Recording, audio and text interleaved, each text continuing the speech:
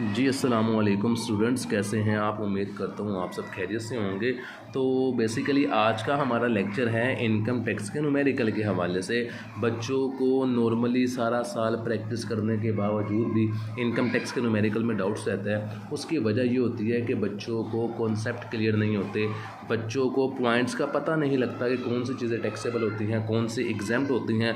तो अगर आप थोड़ी सी अटेंशन अपनी देंगे तो ईज़िली आपको न्यूमेरिकल समझ आ जाएंगे। कोई रॉकेट साइंस नहीं है, इजी न्यूमेरिकल होते हैं। दो चीज़ों को आपने बेसिकली ज़हन में रखना होता है, एक टैक्सेबल, एक एग्जाम्प्ट। टैक्सेबल वो चीज़ें होती हैं जिन पे आपने टैक्स पे करना होता है, और एग्जाम्प्ट वो होती है जिस पे आपको रिलीफ मिल जाता है, छूट मिल जाती है कि आपने इन चीज़ों पर टैक्स अदा नहीं करना। जो न्यूमेरिकल मैं करवा रहा हूँ वो मोहम्मद मोज़म मुग़ल MMM की इनकम टैक्स की बुक है। तो स्टार्ट करते हैं। इनकम टैक्स का जो न्यूमेरिकल होते हैं उसके लिए कुछ चीज़ों का आपको पता होना ज़रूरी है। एक आम इंसान जो होता है वो नॉर्मली 5 चीज़ों पर टैक्स पे करता है। वो 5 चीज़ें ये होती हैं जिनमें सबसे पहला है इनकम फ्रॉम सैलरी। जो इंसान एक जॉब करता है, उसे जॉब की वजह से सैलरी मिलती है, उसे उस सैलरी के ऊपर टैक्स पे करना पड़ता है। इनकम फ्रॉम प्रॉपर्टी, कोई प्रॉपर्टी का लेन देन कर रहा है उस पर टैक्स पे करना पड़ेगा। इनकम फ्रॉम बिज़नेस, कोई बिज़नेस कर रहा है, कोई पार्ट टाइम बिज़नेस कर रहा है, उस पर टैक्स पे करना पड़ेगा। इनकम फ्रॉम कैपिटल गेन, कोई कैपिटल शेयर्स वगैरह का काम वगैरह हो रहा है उस पर टैक्स पे करना पड़ेगा। इनकम फ्रॉम अदर सोर्सेज, कोई अदर सोर्सेज से आपको कोई गिफ्ट वगैरह मिल गया है तो उस पर क्या हमने टैक्स पे करना है। तो ये तमाम 5 सेक्शन होते हैं। इनका section 12, section 15, section 18, section 37, section 39, ये सेक्शन भी आपने याद रखने हैं क्योंकि इसके मार्क्स मिलते हैं। इनकम टैक्स का न्यूमेरिकल शुरू करने से पहले ये इनकम टैक्स का थोड़ा सा सॉल्यूशन है जिसमें लिखा हुआ है mister Khalid Javed, tax year 2022, tax year ended 30/6/2022, residential status resident, computation of tax payable. ये आपको लिखने के मार्क्स मिलते हैं तो आपने कोशिश करनी है, इसे लाजमी लिखना है। तो स्टार्ट करते हैं न्यूमेरिकल। सबसे पहला ये आपको basically numerical number 1 income from salary में से ही आया वो होगा। ये सारी चीज़ें इनकम फ्रॉम सैलरी की होगी। तो जैसे जैसे न्यूमेरिकल करते जाएंगे आपको और आसानी होती जाएगी। सबसे पहली चीज़ है बेसिक सैलरी जो कि 85,000 पर मंथ से स्टार्ट हो रही है। आगे जो ब्रैकेट में लिखा हुआ है 65,000/5,000 और 1 लाख रुपीज़, इसे मिनिमम टाइम स्केल कहते हैं कि आपकी सैलरी 65,000 से स्टार्ट हुई है, उसमें जो इंक्रीमेंट है इजाफा होगा 5,000 रुपये और 1 लाख पे जाके सैलरी ब्रेक हो जाएगी। इसे MTS कहते हैं, मिनिमम टाइम स्केल। तो बेसिक सैलरी हमेशा टैक्सेबल होती है। 85,000 हमारे पास बेसिक सैलरी है पर मंथ। इसे अगर मैं मल्टीप्लाई कर दूं 12 से, क्योंकि साल में 12 महीने होते हैं, तो 10,20,000 से इसे हम टैक्सेबल कर देंगे। ये देखें जी, 10,20,000 से हम टैक्सेबल कर देंगे। पॉइंट नंबर 2 है मेरे पास बोनस सैलरी की वजह से मिलता है और हमेशा टैक्सेबल होता है 2,50,000 से। तो बोनस को मैं यहाँ दिखा दूँ, ये बोनस मेरा 2,50,000 रुपये से टैक्सेबल हो गया है। पॉइंट नंबर मेरे पास 3 है इंटरटेनमेंट अलाउंस। इंटरटेनमेंट अलाउंस किसे कहते हैं? इंटरटेनमेंट अलाउंस आसान लफ्ज़ों में कहते हैं आपको एक एक्स्ट्रा एक्सपेंस होता है जो कंपनी आपको पे करती है ड्रिंक्स वगैरह के लिए, कोई होटल में स्टे करने के लिए, कोई मूवी वगैरह देखने के लिए। तो अलाउंस किसी भी किस्म के हों वो टोटल टैक्सेबल होते हैं सिवाय मेडिकल अलाउंस के। तो इंटरटेनमेंट अलाउंस यहाँ पे 70,000 रुपये गिवन है, ये भी टैक्सेबल हो जाएंगे। ये देखें इंटरटेनमेंट अलाउंस टैक्सेबल हो गए हैं हमारे पास 70,000 से, ये रहे। उसके बाद पॉइंट नंबर 4 है मेरे पास house rent allowance. House rent allowance भी टैक्सेबल होते हैं। आपको रहने के लिए, रहाइश वगैरह के लिए आपको अलाउंस मिल रहा है, टैक्सेबल होगा। कितना है? 50%। किसका? मिनिमम टाइम स्केल का। तो ये मिनिमम टाइम स्केल है, इसका आप 50% ले लेंगे। मैं आपको निकाल के दिखा देता हूँ। यहाँ पे हाउस रेंट अलाउंस अगर मैं आपको अमाउंट दिखाऊँ मिनिमम टाइम स्केल की, तो वो है 65,000। इसे मल्टीप्लाई कर देंगे 12 से, क्योंकि उसने ये नहीं कहा कि बेसिक सैलरी का लेना है, उसने कहा है आपने MTS का लेना है। तो MTS हमारा स्टार्ट हो रहा है 65,000 से, उसे 12 से मल्टीप्लाई करेंगे तो अमाउंट आ जाएगी 7,80,000 रुपये। इसका मैं 50% ले लेता हूँ, तो ये 50% जो मैंने लिया अमाउंट आ रही है 3,90,000 रुपये। ये अमाउंट आ जाएगी किसकी? हाउस रेंट अलाउंस की। इसको हम टैक्सेबल कर देंगे 3,90,000 से। 3,90,000 से ये टैक्सेबल हुआ है। ये देखें 3,90,000 रुपये से। पॉइंट नंबर मेरे पास नेक्स्ट है कन्वेंस अलाउंस। आपको आने जाने के लिए गाड़ी वगैरह कंपनी ने दी है या कन्वेंस के पैसे दे रहे हैं 95,000 से, तो ये टैक्सेबल होते हैं। 95,000 से कन्वेंस अलाउंस टैक्सेबल करना है आपने। वेयर इज़ कन्वेंस अलाउंस, ये रहा कन्वेंस अलाउंस आपका 95,000 से टैक्सेबल। उसके बाद पॉइंट नंबर 6 है मेरे पास tax paid by the employer 25,000 rupees. आपका एम्प्लॉयर जहाँ पे आप जॉब कर रहे हैं उसने आपका टैक्स अदा किया है, आपने खुद अदा नहीं किया। तो 25,000 जब एम्प्लॉयर आपका टैक्स पे करेगा तो इसकी बेसिकली डबल कैलकुलेशन होती है। सबसे पहले एम्प्लॉई, ये जो आप टैक्स निकाल रहे हैं ये एम्प्लॉई का निकाल रहे हैं। जैसे कि आप खुद कहीं पे जॉब करते हैं, अपना टैक्स निकाल रहे हैं, तो आपका ये टैक्स 25,000 पे आपके बॉस ने पे किया है। तो आसान लफ्ज़ों में आप क्या करेंगे डबल कैलकुलेशन इसकी कि 25,000 रुपये को एक दफ़ा आप इसके अंदर ऐड कर देंगे। दिस वन, ये 25,000 को एक दफ़ा ऐड कर दिया tax paid by the employer, और उसके बाद इसकी कैलकुलेशन होगी लास्ट पे। वो मैं आपको बता भी दूंगा, लेकिन कैलकुलेशन क्या है वो आप सुन लें कि आपका जो जितना टैक्स आएगा उसके अंदर से आप इस 25,000 को माइनस कर दोगे, क्योंकि आपके बॉस ने आपका ये टैक्स पे कर दिया है। उम्मीद करता हूँ आपको समझ आ गई होगी। नेक्स्ट पॉइंट है मेरे पास ज़कात वाज डिडक्टेड 2,75,000, 2,75,000 रुपये आपने ज़कात अदा की है। इसकी कैलकुलेशन क्या होगी कि जब आप सारी चीज़ों को प्लस करोगे, जो आप ये लिख रहे हो ये टैक्सेबल है, ये एग्जैम्प्ट है, जब आप इन तमाम चीज़ों को प्लस करोगे तो प्लस करने के बाद आपकी आएगी टोटल इनकम, ये लगी हुई टोटल इनकम। इसके अंदर से आपने ज़कात को माइनस करना है। हमेशा कैलकुलेशन ऐसे ही रहेगी कि जब आप तमाम चीज़ों को प्लस करोगे, ज़कात को माइनस कर दोगे, तो आपके पास टैक्सेबल इनकम आएगी। सबको प्लस करने के बाद टोटल इनकम आती है, ज़कात माइनस करने के बाद टैक्सेबल इनकम आती है, तो ये माइनस हो जाएगी। फिर हमारे पास पॉइंट है reimbursement of internet bill.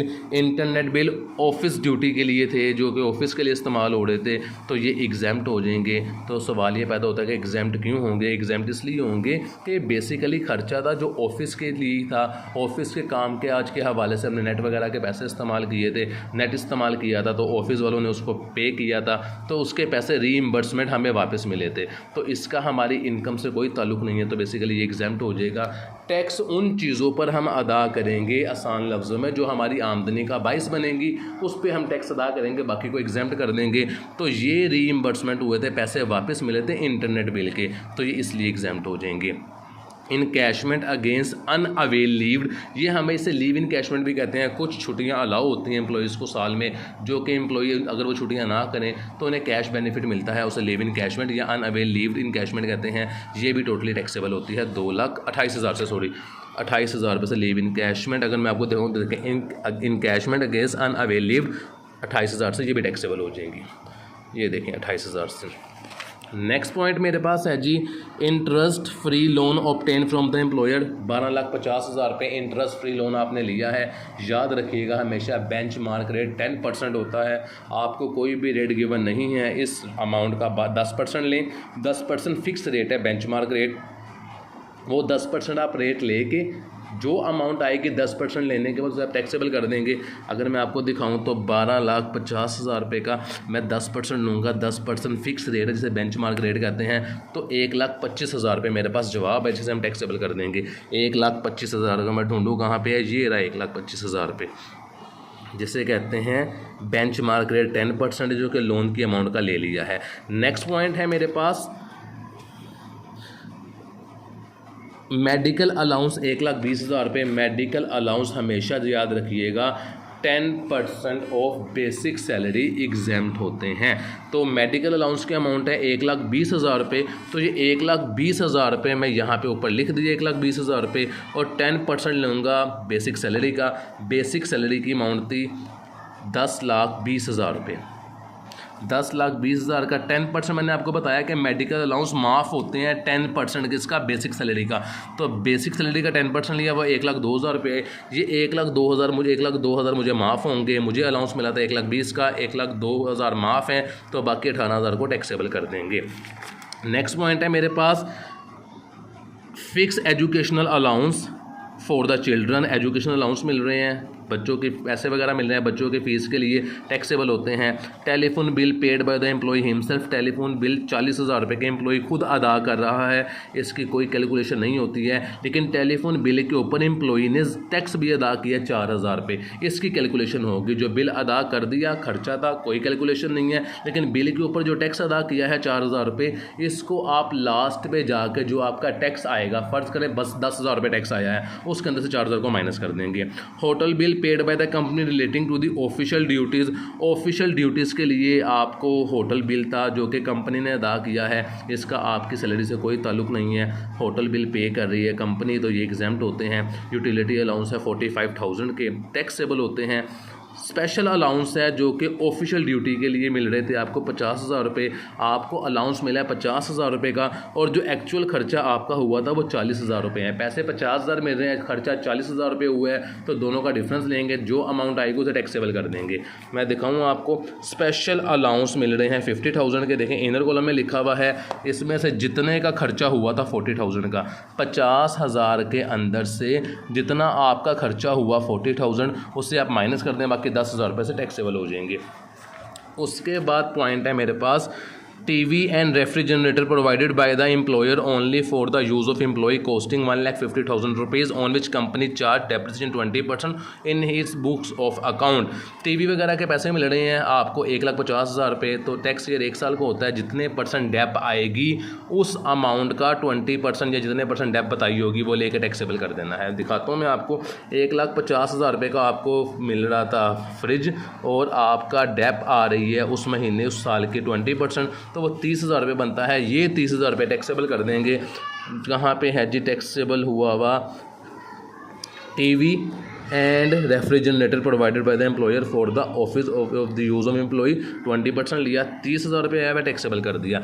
Tax deducted from the salary during the period, आपकी सैलरी में से इतना टैक्स पहले ही कट गया है 48,000 रुपये। इसकी कैलकुलेशन क्या होगी, जो भी आपका टोटल टैक्स आपने अदा करना होगा लास्ट पे, फ़र्ज़ करें 60,000 रुपये अदा करने आपने टैक्स, उसमें से 48,000 को माइनस कर देंगे। लास्ट वन है health insurance premium paid by the employer to the insurance company under the term of employment. Health insurance अदा कर रहा है आपका बॉस, इसका एम्प्लॉई से कोई ताल्लुक़ नहीं है, तो ये एग्जाम्प्ट हो जाएगा जी। तो ये हमारे 19 के 19 पॉइंट्स क्लियर हो गए हैं। अब हम आते हैं इनके टैक्स निकालने की तरफ। तो इन तमाम वैल्यूज़ को जो हमने लिखी हैं टैक्सेबल वाले कॉलम में, इनको हमने प्लस करना है। एग्जाम्प्ट वाली को, इसे इनर कॉलम कहते हैं, ये एग्जाम्प्ट इन्हें छोड़ देना है। 10,20,000, 2,50,000, 28,000 रुपये, 18,000, 70,000, 3,90,000, 95,000, 45,000, 30,000, 25,000, 1,25,000, ये 10,000, ये 80,000। इन तमाम को प्लस करेंगे, इन तमाम को बता चुका हूँ मैं, इन तमाम को प्लस करेंगे तो हमारे पास आएगी टोटल इनकम। याद रखिएगा, इन तमाम को प्लस करने के बाद जो रकम आती है उसे टोटल इनकम कहते हैं।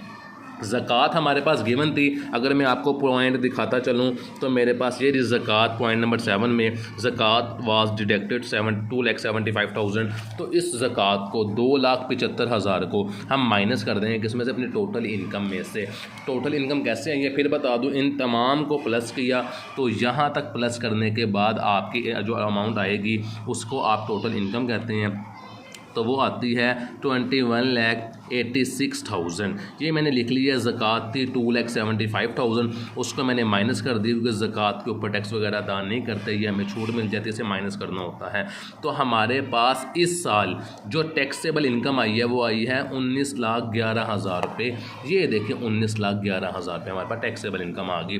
ऊपर वाली अमाउंट को टोटल इनकम कहते हैं, इसे टैक्सेबल इनकम कहते हैं। इस इनकम के ऊपर हमने टैक्स निकालना होता है। टैक्स निकालते कहते हैं कैसे हैं, टैक्स स्लैब्स में से निकालते हैं। ये टैक्स स्लैब्स की तरफ अगर मैं आ जाऊँ आपको लेकर, तो ये टैक्स स्लैब्स गिवन है, थोड़ा सा समझ लें इसे। अगर आपकी सैलरी, आपके टोटल टैक्सेबल इनकम 6 लाख रुपए तक है तो आप 0% टैक्स अदा करोगे। अगर आपकी टैक्सेबल इनकम 6 लाख रुपए से 1 रुपया भी ज़्यादा है और 12 लाख रुपए तक है तो आप 6 लाख से ऊपर जो अमाउंट होगी उसका 5% पे करोगे। अगर आपकी इनकम 12 लाख से 18 लाख तक है, यानी कि 12 लाख रुपए से ऊपर वाले से 1 रुपया भी ज़्यादा है, तो आप तीसरी टैक्स स्लैब में आ जाएंगे। 12 लाख से लेकर 18 लाख तक आपकी जो इनकम होगी उस पर टैक्स कैसे निकालना है, 12 लाख रुपए तक जब अगर आपकी टैक्सेबल इनकम है तो टैक्स फिक्स है 30,000 रुपये, और 12 लाख से जितनी ज़्यादा अमाउंट है उसका 10% लेना है। ये कैसे करेंगे अभी सिखाऊंगा तो समझ आ जाएगी जब सॉल्व करूंगा। अगर आपकी इनकम 18 से 25 लाख तक है तो 90,000 रुपये फिक्स टैक्स है 18 लाख पे, और 18 लाख से जितनी ज़्यादा आपकी इनकम है उस पर आप 15% ले लेंगे। अगर आपकी इनकम 25 लाख से 35 लाख है तो 1,95,000 रुपये टैक्स फिक्स है 25 लाख तक। उसके बाद जितनी इनकम ज़्यादा होगी 17.5% हम उसका टैक्स पे करेंगे। अब ये आपको 4 से 5 स्लैब्स पेपर में गिवन आएंगी। तो हम देखते हैं हमारी इनकम आई है 19,11,000 रुपये। ये किस में आ रही है 19,11,000, ये 6 से 12 में भी नहीं आ रही, 12 से 18 में भी नहीं आ रही, 18 से 25 लाख तक इसमें 19 लाख रुपये आता है। तो ये टैक्स स्लैब बेसिकली हमारी इस न्यूमेरिकल में इस्तेमाल होगी। 18 लाख रुपए तक अगर हमारी इनकम है तो उस पर फ़िक्स टैक्स है कितना, 90,000 रुपये। मैं दिखाता हूँ आपको, ये देखें आपने वहाँ से देखा और यहाँ उठा कर लिख दिया कि 18 लाख मेरी इनकम है, उस पर टैक्स फिक्स है मेरा 90,000 रुपये। अब बाकी कैलकुलेशन कैसे करेंगे, हमारी इनकम आई थी ये 19,11,000 रुपये, इस पर हमने फ़िक्स टैक्स जो 18 लाख रुपये पे था वो हमने अदा कर दिया, बाकी रकम हमारी बचती है 1,11,000 रुपये। ये देखें 1,11,000 रुपये, इस पर कितने परसेंट अदा करेंगे, उसी टैक्स स्लैब में आ जाएँ तो देखें 90,000 फिक्स टैक्स था, बाकी जो 15% हमने लेना है वो एक्सीडिंग अमाउंट का लेना है, जो रकम बच गई है। तो 1,11,000 रुपये मेरे पास अमाउंट आई थी, इसका मैं 15% लूँगा तो मेरे पास रकम आ जाएगी 16,650 रुपये। ये मैंने लिख दिया, इन दोनों को प्लस किया, प्लस 90,000। तो मैंने इस साल टैक्स अदा करना है 1,06,650 रुपये। ये मैंने इस साल टैक्स अदा करना है। अब वो चीज़ें जो मैं पहले ही टैक्स अदा कर चुका हूँ उसको बेसिकली माइनस कर देंगे। सेलेक्टेड चीज़ें थी, मैंने पीछे आपको बताया था। अगर मैं बताता चलूँ तो यहाँ से रिवर्स में देखता हूँ। सबसे पहले मैंने कहा था, ये देखें टेलीफोन बिल मैंने अदा किए थे 40,000 के, इससे कोई ताल्लुक़ नहीं है मेरी टैक्स का, लेकिन इसके अंदर 4,000 मैं टैक्स पहले से अदा कर चुका हूँ, तो इस 4,000 को माइनस कर देंगे। देखिए मैं यहाँ पे करके दिखाता हूँ आपको, -4,000 रुपये। उसके बाद ये देखें ये 4,000 को माइनस किया हुआ यहाँ पे। उसके बाद एक और चीज़ थी जो हमने यहाँ पे लिखा हुआ है, tax deducted from the salary. Salary से हमारी टैक्स कटा था 48,000, इसको भी माइनस कर देंगे, -48,000। उसके बाद हमने एक और चीज़ थी कि हमारे बॉस ने जो हमारा टैक्स अदा किया था, tax paid by the employer, ये भी पहले से अदा कर चुके हैं टैक्स 25,000 रुपये, इसको भी यहाँ पे माइनस कर देंगे, -25,000। तो इस साल जो रकम बची है वो बची है 29,650 रुपये, 29,650 रुपीज़, जो कि हमने टैक्स अदा करना है इस साल। और न्यूमेरिकल हमारा कंप्लीट हो गए हैं। चैनल को सब्सक्राइब करना मत भूलिएगा ताकि आने वाली वीडियोज़ आपको जल्द अज जल्द मिल सके।